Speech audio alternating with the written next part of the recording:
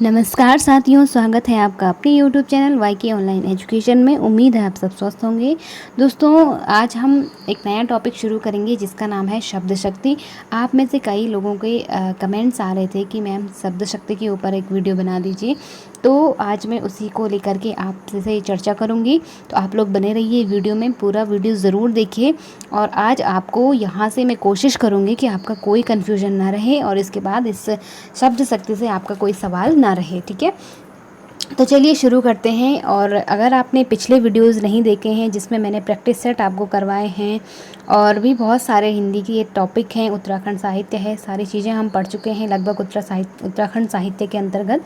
अगर आपने previous videos नहीं देखे हैं तो आप चैनल पर जाकर ज़रूर देख लीजिए। मतलब इस वीडियो के नीचे डिस्क्रिप्शन बॉक्स में भी आपको उनके लिंक्स मिल जाएंगे, आप लोग डायरेक्टली वहाँ से भी देख सकते हैं। तो चलिए स्टार्ट करते हैं। सबसे पहले देखिए, मैंने यहाँ पे एक डायग्राम के माध्यम से आपको समझाने का प्रयास मैं यहाँ पे कर रही हूँ, क्योंकि मुझे ऐसा लगता है कि जब हम इस तरह से डायग्राम बनाते हैं तो जो चीज़ें हैं वो हमें ज़्यादा अच्छे से और बहुत स्थायी रूप से मतलब याद रहती हैं। ठीक है, तो देखिए, शब्द शक्ति की हम बात कर रहे हैं।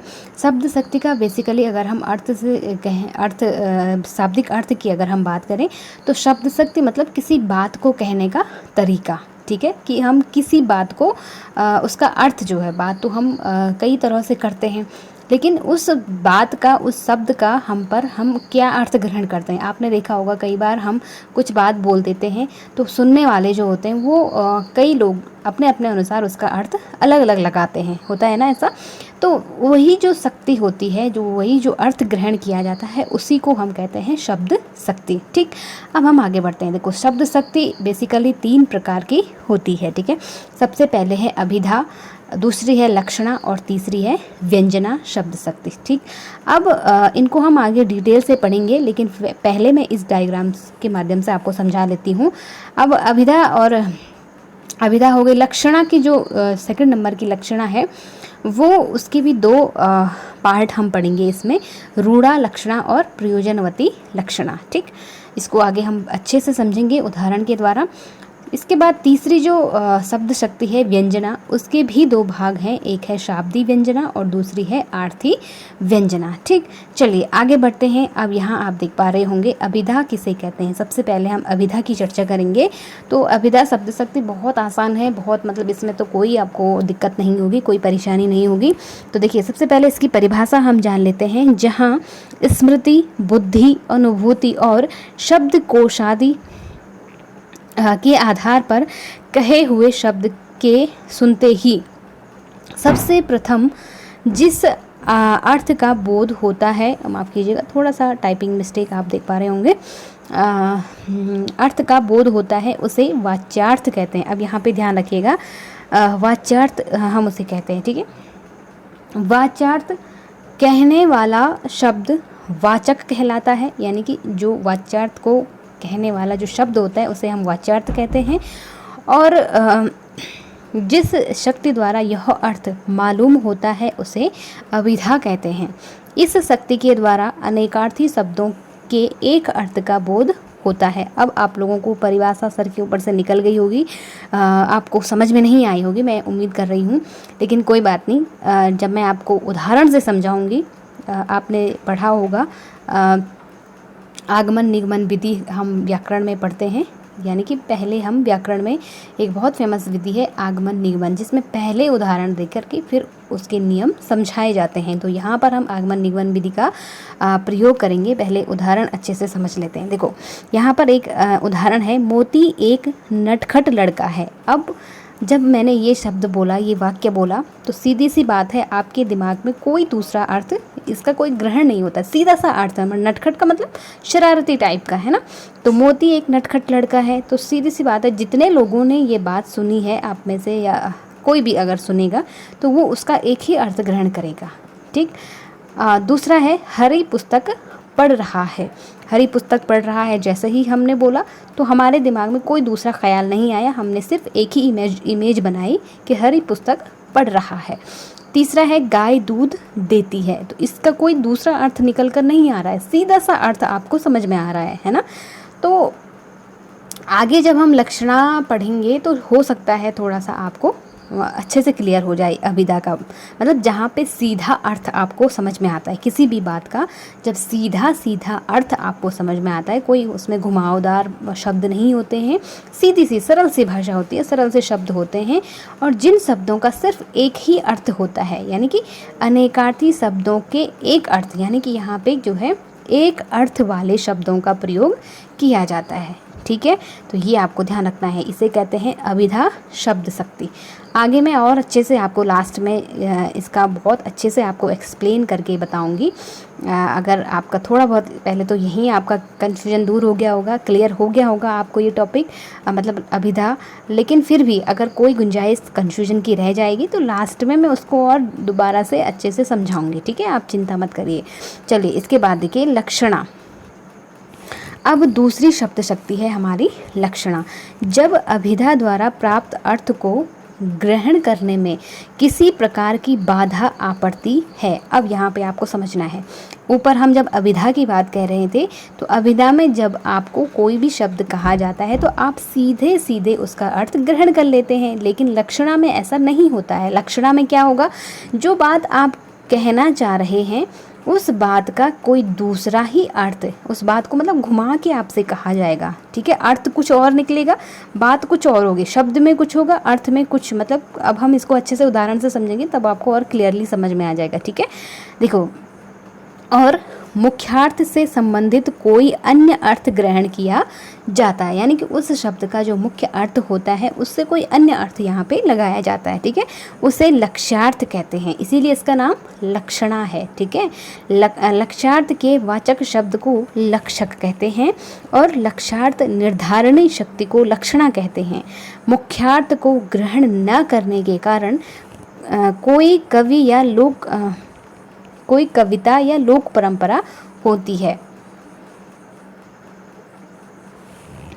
अथवा कोई प्रयोजन होता है, यानी कि यहाँ पे जो बात होगी वो तो या तो कोई रूढ़ी या कोई परंपरा से ऐसी बातें चली आ रही होंगी जिनको हम कहते हैं, या किसी विशेष प्रयोजन के कारण वो बात वहाँ पे कही गई होगी, लेकिन जब बात को कहा जाता है तो वो थोड़ा घुमा के कही जाती है। इसको आप इस तरह से समझ सकते हैं। ठीक है, लक्षणा शब्द शक्ति के लिए निम्न 3 बातें आवश्यक हैं। अब 3 बातें कौन सी हैं, ध्यान रखिएगा, ये 3 बातें समझ में आ गई तो इसका मतलब लक्षणा शब्द शक्ति समझ में आ गई। ठीक है, पहली बात, शब्द के मुख्य अर्थ में बाधा पड़ी। अब अभिधा में क्या था, शब्द का मुख्य अर्थ आपको समझ में आ रहा था, उसके मुख्य अर्थ में कोई बाधा नहीं थी, इसीलिए उसका नाम अभिधा था। ठीक है, अब लक्षणा की बात कर रहे हैं तो लक्षणा का क्या है, ठीक उल्टा है अभिधा के, कि यहाँ का जो मुख्य अर्थ है उसमें बाधा पड़ रही है।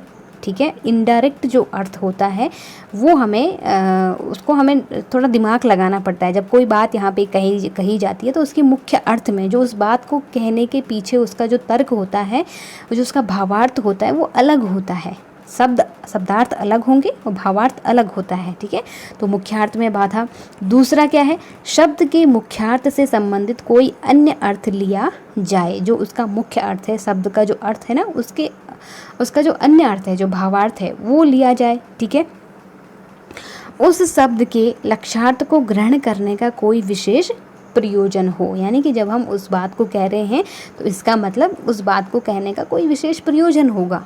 ऐसी बातें जब हम बोलते हैं ना, डायरेक्टली जब कोई बात नहीं बोली जाती है तो इसका मतलब उसमें लक्षणा शब्द शक्ति है, और जब लक्षणा है तो इसका मतलब वो किसी विशेष प्रयोजन में बोली जा रही है। ठीक है, अब यहाँ पर आप उदाहरण से समझिए। जैसे पहला उदाहरण है, राजस्थान जाग उठा। अब सिंपल सी बात है, आप अपने दिमाग में सोचिए, राजस्थान जाग उठा। अब क्या राजस्थान कोई व्यक्ति है? बिल्कुल नहीं है, राजस्थान एक राज्य का नाम है। तो राजस्थान राज्य नहीं जागेगा, राजस्थान के लोग जागेंगे ना। तो हम यहाँ पे क्या कहना चाह रहे हैं, हमने जो बात कही वो थोड़ा घुमा कर कही, राजस्थान जाग उठा, यानी कि राजस्थान के जो लोग हैं वो अब क्या हो गए हैं, जागरूक हो गए हैं। तो हम कहना क्या चाह रहे हैं, लोगों के बारे में, लेकिन हमने क्या कर दिया, राजस्थान जाग उठा, यानी कि सारे के सारे राजस्थान को एक मतलब यहाँ पे थोड़ा सा संज्ञा शब्दों का हेर फेर है। ठीक है, तो आप लोग इस तरह से इसको समझ सकते हैं। दूसरा देखिए, मोहन ने कहा मेरा नौकर तो गधा है। अब आप सोचिए दिमाग में, क्या कोई व्यक्ति गधा हो सकता है? नहीं होता है। तो गधे को हम कब प्रयोग करते हैं? गधे को हम किस अर्थ में लेते हैं? मूर्खता के अर्थ में। ठीक है, गधा यानी कि मूर्खता का प्रतीक है गधा। तो मोहन कह रहा है कि मेरा नौकर क्या है? गधा है, यानी कि मूर्ख है। तो अब वो मूर्ख बात को डायरेक्टली नहीं कह रहा है, वो इनडायरेक्टली कह रहा है। ठीक है, तो यानी कि परोक्ष रूप से, प्रत्यक्ष रूप से नहीं कह रहा है, परोक्ष रूप से कह रहा है, घुमा के कह रहा है। तो यही चीज़ है, यही इसी तरह के आपके पास शब्द पूछे जाएंगे कि मोहन ने कहा मेरा नौकर तो गधा है, उपयुक्त पंक्ति में कौन सी शब्द शक्ति है। अब आपको इस तरह से बताना है। तो डायरेक्ट अगर वो कहता कि मोहन ने कहा मेरा नौकर तो मूर्ख है, तब तो इसमें अभिधा हो जाती, क्योंकि जो बात है वो डायरेक्टली कही जा रही है, कोई घुमावदार उसमें शब्द नहीं है। जो अर्थ, जो शब्द कहा है उसी का वैसा ही अर्थ निकल कर आ रहा है। लेकिन नौकर गधा, तो गधा तो हो नहीं सकता। गधा अर्थात कहना क्या जा रहा है कि वो मूर्ख है। ठीक है, तो जहाँ पे इस तरह के अर्थ होते हैं वहाँ पे हमेशा कौन सी शब्द शक्ति आएगी? लक्षणा शब्द शक्ति आएगी। ठीक है, उम्मीद है आप लोग समझ पा रहे होंगे। देखो अगला तीसरा उदाहरण देखो, यह तो नीरी गाय है। अब देखो यह की जगह अगर हम किसी का नाम ले लें, मान लो हमने यहाँ पे लिखा राधा।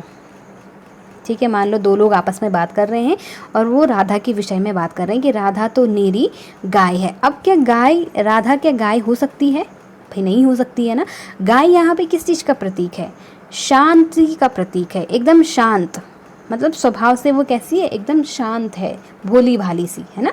तो इसीलिए जब हम किसी मतलब ऐसे लोगों की बात करते हैं कि वो तो निरी गाय है, तो गाय का मतलब वो गाय नहीं है, लेकिन हमने उसको इनडायरेक्टली कहा, घुमा के कहा कि वो क्या है? एकदम शांत स्वभाव की है। ठीक है, तो इस तरह के जो शब्द होते हैं ना, जहाँ पे मुख्य अर्थ में क्या होती है? बाधा होती है। अगर हम सीधे सीधे कहते हैं कि राधा क्या है? शांत है, एकदम शांत स्वभाव की है, तो तब तो इसके मुख्य अर्थ में कोई बाधा नहीं थी, वो तो फिर क्या हो जाती? अभिधा शब्द शक्ति हो जाती। लेकिन हमने इसको क्या किया? गाय यानी थोड़ा घुमा के बोला, तो यहाँ पे कौन सी है? लक्षणा शब्द शक्ति है। उम्मीद है आप लोगों को समझ में आ रहा होगा। यदि समझ में आ रहा है तो लाइक शेयर करते रहिए, मुझे कमेंट सेक्शन में ज़रूर बताइए कि आपको समझ में आ रहा है या नहीं आ रहा है। ठीक है, चलिए अब देखो लक्षणा के हमने दो भेद ऊपर डायग्राम में बताए थे, एक तो रूढ़ा लक्षणा है और दूसरी है प्रयोजनवती लक्षणा। चलिए अब एक एक करके इनको समझते हैं। रूढ़ा जो लक्षणा है उसे निरूढ़ा के नाम से भी जाना जाता है। ठीक है, रूढ़ा, रूढ़ी, आप रूढ़ी, इसका अर्थ रूढ़ी से समझ लीजिए। रूढ़ी का मतलब क्या होती है? परंपराएं, यानी कि कुछ बातें ऐसी होती हैं जो किसी मतलब मनुष्य के द्वारा ही बनी है, लेकिन कब बनी, किसके द्वारा बनाई गई, कुछ पता नहीं होता है। बस हम उन बातों का प्रयोग करते हैं, परंपरा से वो बातें चली आती हैं और हम उनको दोहराते रहते हैं, उनको फॉलो करते रहते हैं। ठीक है, तो देखो जहाँ मुख्यार्थ को ग्रहण करने में कवि या लोक परंपरा के कारण रुकावट पड़े, वहाँ रूढ़ा लक्षणा होती है। हिंदी के सभी यहाँ पे के होगा, हिंदी के सभी मुहावरे रूढ़ा लक्षणा के अंतर्गत आते हैं। अब देखो जो हम मुहावरे बोलते हैं ना, लकीर का फ़कीर होना या 9 2 11 होना, इस तरह के जब हम उदाहरण मैं आपको बता रही हूँ, जब हम मुहावरों का प्रयोग करते हैं तो क्या मुहावरे, हमें क्या पता है कि ये मुहावरे किसके द्वारा बनाए गए हैं, कब बने हैं, कहाँ से आए हैं, कुछ पता नहीं है। बस इतना पता है कि मुहावरे क्या हैं? लोक परंपरा से चले आ रहे हैं, जिनको हम प्रयोग करते हैं। ठीक है, पीढ़ी दर पीढ़ी वो हस्तांतरित होते रहते हैं, तो उसी चीज़ को हम कहते हैं रूढ़ी, जो रूढ़ी दर रूढ़ी चला आ रहा है, जो रूढ़ियाँ हैं। ठीक है, तो यहाँ पे एक चीज़ आपको नोट डाउन करनी है, विशेष रूप से ध्यान रखना है, ये ट्रिक भी आप इसे कह सकते हैं। ठीक है, जहाँ पे भी आपको दिखे कि कोई मुहावरे जैसा दिखाई दे रहा है तो सीधे सीधे आपको वहाँ पे लगाना है रूढ़ी लक्षणा, और अगर रूढ़ी लक्षणा नहीं है तो लक्षणा शब्द शक्ति तो ज़रूर होगा। ठीक है, तो लक्षणा शब्द शक्ति के अंदर भी आते हैं और इसके उपभेद हैं, तो उपभेद में तो जाहिर सी बात है आपको डीपली थोड़ा सा ध्यान रहेगा, है ना। अब देखो उदाहरण देखो, वह हवा से, यहाँ से थोड़ा सा से टाइपिंग मिस्टेक, वह हवा से बातें कर रहा है। अब यहाँ पे देखिए, क्या कोई हवा से बातें कर सकता है? वही नहीं कर सकता है। हवा से बातें करना क्या है, एक उदाहरण है, एक मुहावरा है, माफ़ कीजिएगा, एक उदाहरण है, माफ़ कीजिएगा, एक मुहावरा है, ठीक है। तो हवा से बातें करने का अर्थ क्या होता है, आप मुझे कमेंट सेक्शन में लिख के बताएंगे, ठीक है, क्योंकि आपके पास पेपर में मुहावरे भी पूछे जाएंगे।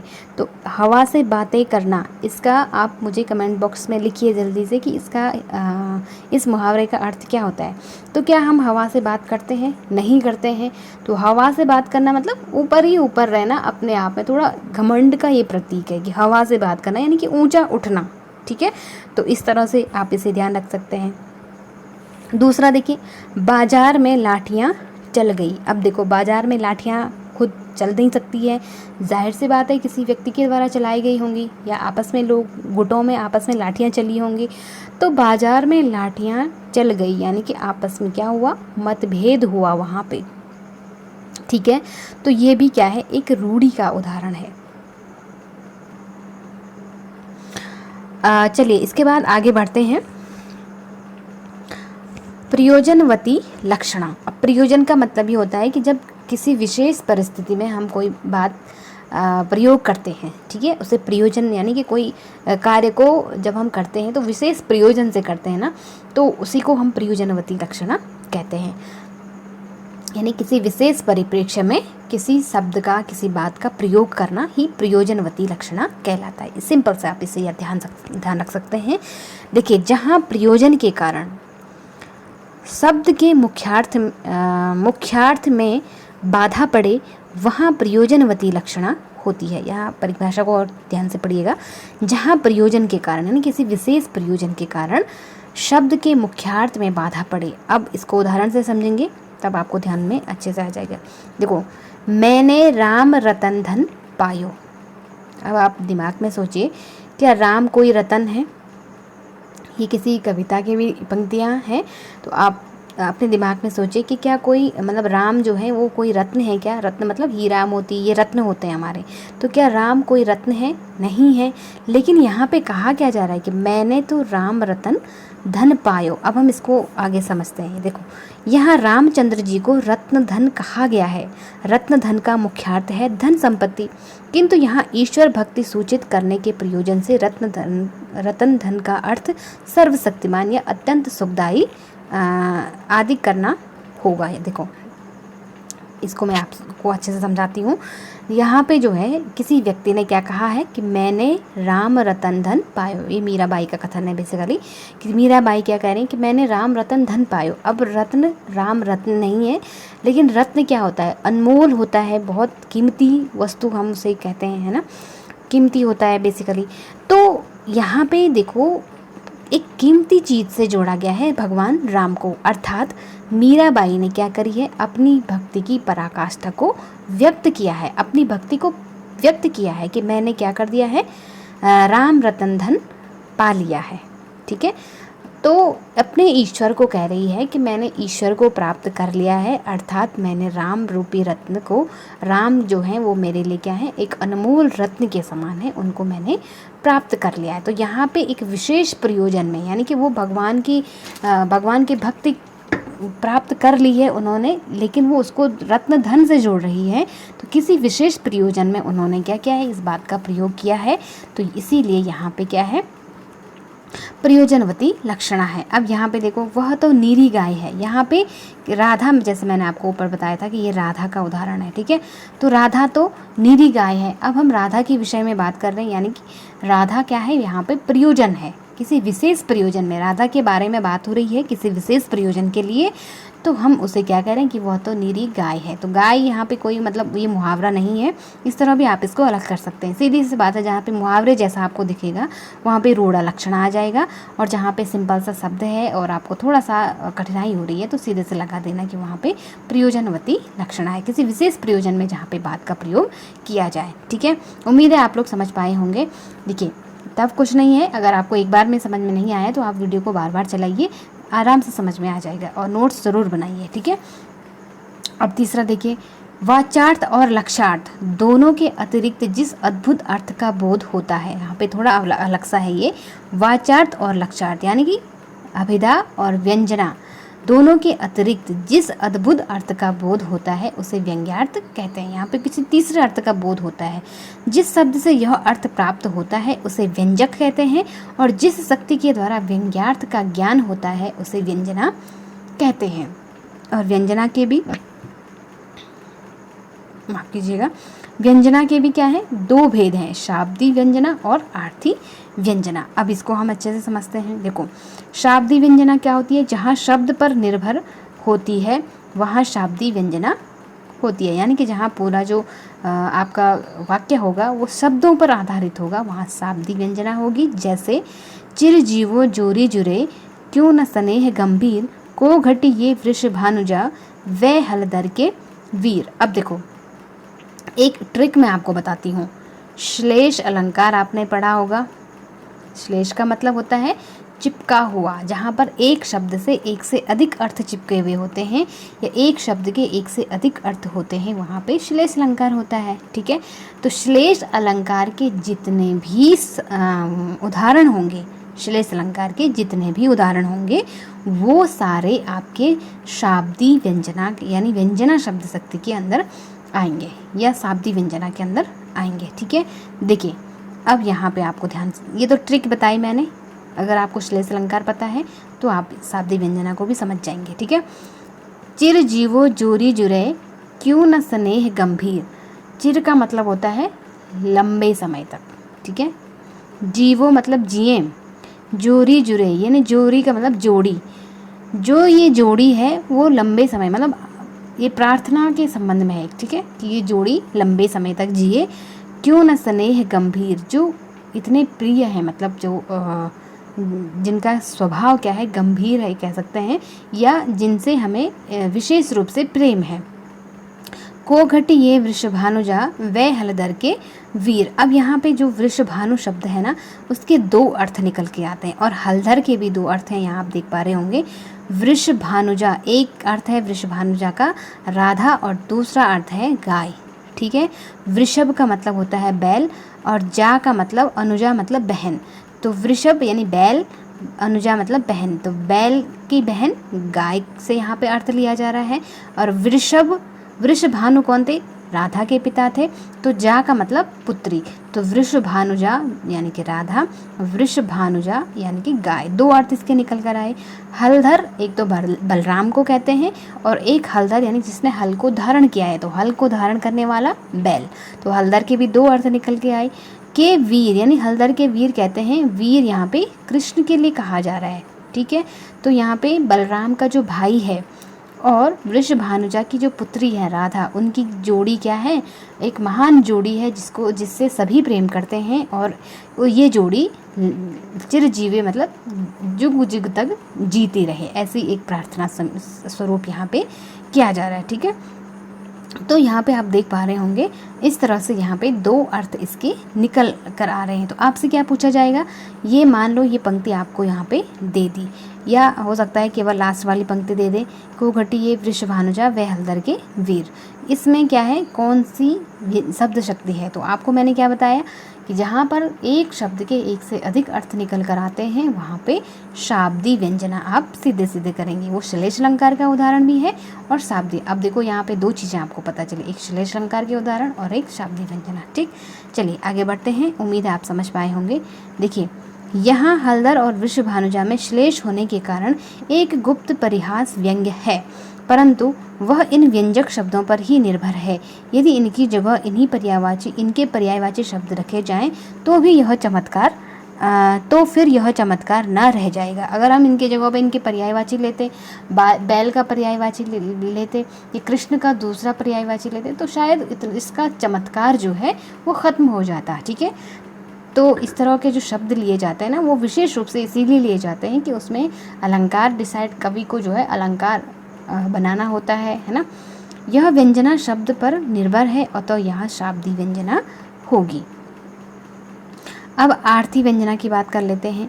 यहाँ व्यंजना अर्थ पर निर्भर होती है, यहाँ आर्थी व्यंजना, वहाँ आर्थी व्यंजना होती है। जहाँ अर्थ पर निर्भर होगी वहाँ आर्थी व्यंजना होगी।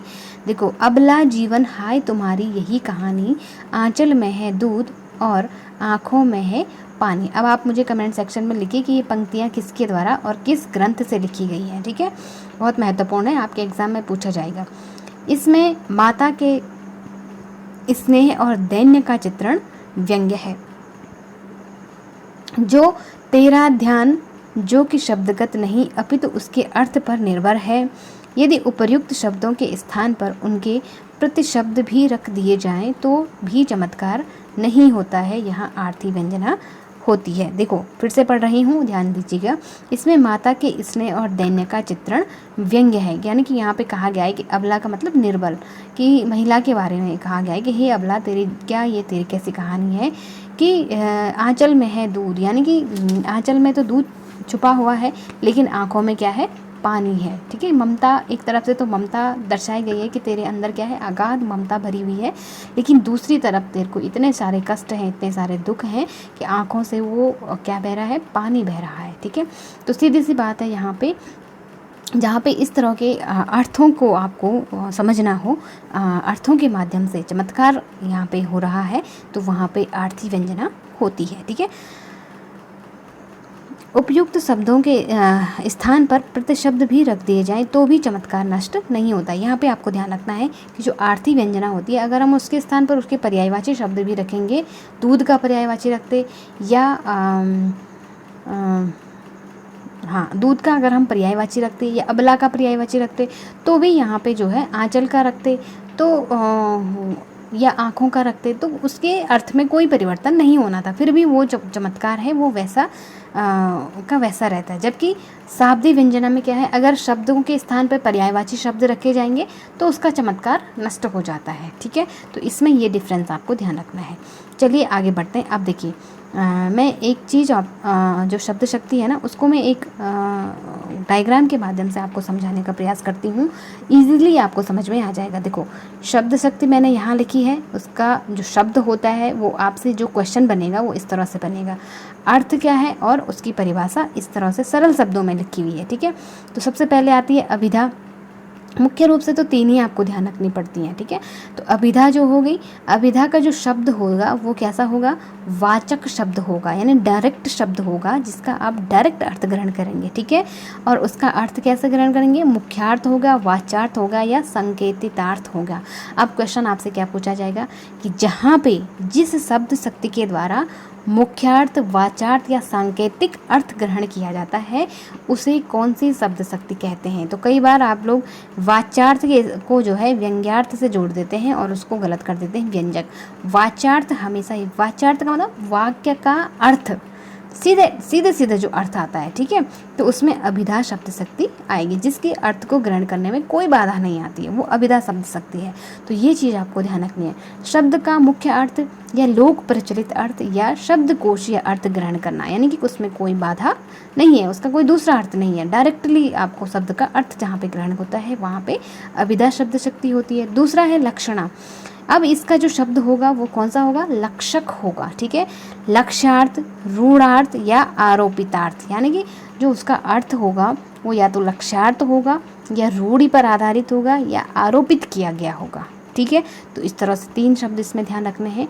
अब देखो लक्षणों के आधार पर शब्द का अर्थ ग्रहण करना, इसके कुछ लक्षण बताए गए होंगे जिसके आधार पर आपको अर्थ ग्रहण करना पड़ता है। और तीसरी है व्यंजना शब्द शक्ति। तो व्यंजना का जो शब्द होगा वो व्यंजक शब्द होगा, व्यंग्यार्थ, अन्यार्थ या ध्वन्यार्थ ग्रहण किया जाता है यहाँ पे। ठीक है, अन्यार्थ मतलब ना उसमें वाचक होगा न लक्ष्यार्थ होगा, उसमें कौन सा होगा, अन्यार्थ होगा। ठीक है, एक ही शब्द या वाक्य का अलग अलग अर्थ ग्रहण करना। अब इसका मैं उदाहरण आपको बताती हूँ। देखो व्यंजना जो शब्द शक्ति है ना, बहुत सिंपल उदाहरण बताऊंगी, आपको हमेशा याद रखेगा, आप हमेशा याद रखेंगे। देखो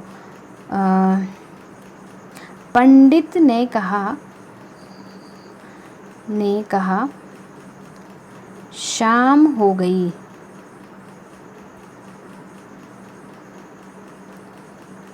ठीक है, या सीधी सी बात है, अगर हम पंडित ने कहा नहीं, ये भी नहीं भी कहेंगे, शाम हो गई, सिर्फ इतना भी कहेंगे, शाम हो गई। मैं इसे लिख लेती हूँ, आपको ज़्यादा लंबा नहीं करूँगी क्योंकि आपको कन्फ्यूजन हो जाएगा। ठीक है, शाम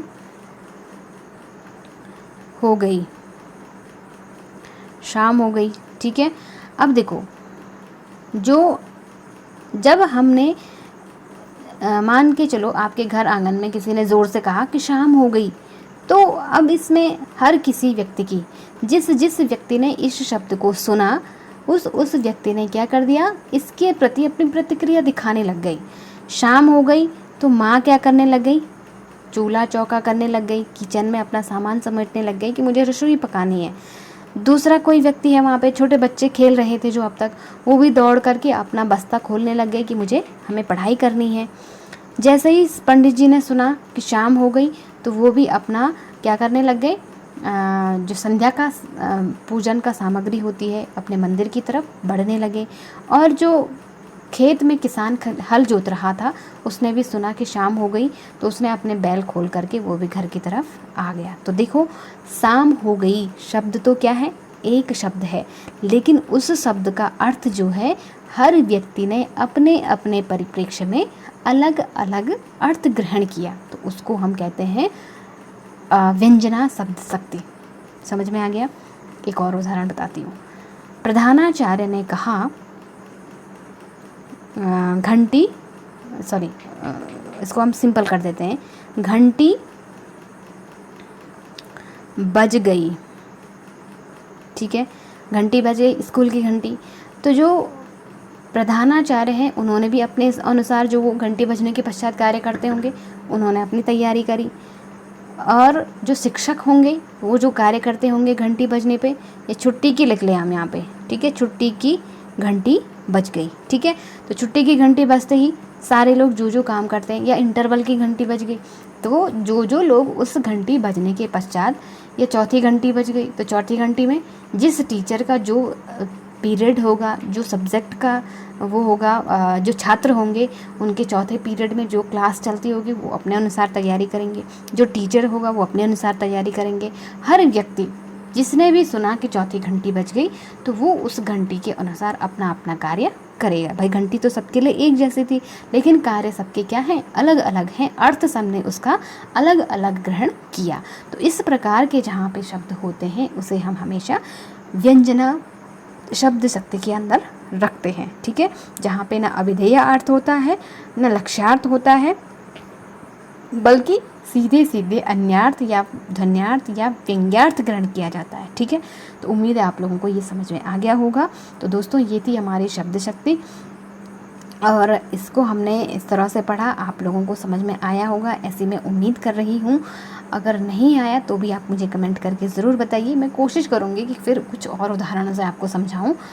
और आज का ये टॉपिक इतना ही था, बहुत ज़्यादा टफ नहीं है। एक बार में अगर आपको समझ में नहीं आया तो आप वीडियो को रिवाइज़ में चलाइए, फिर आपको समझ में आ जाएगा। कॉपी पे लिखिए, ऐसा ही डायग्राम आप बनाइए तो ज़रूर समझ में आ जाएगा। ठीक है, तो आज के लिए इतना ही था। कैसा आपको लगा कमेंट सेक्शन में ज़रूर बताइएगा। अगला टॉपिक कौन सा होना चाहिए कमेंट बॉक्स में ज़रूर बताइएगा, आपका कौन सा टॉपिक है। और मिलते हैं किसी अगले सेशन में अगले टॉपिक के साथ। तब तक के लिए आप लोग पढ़ते रहें, अपना और अपनों का ध्यान रखें। नमस्कार।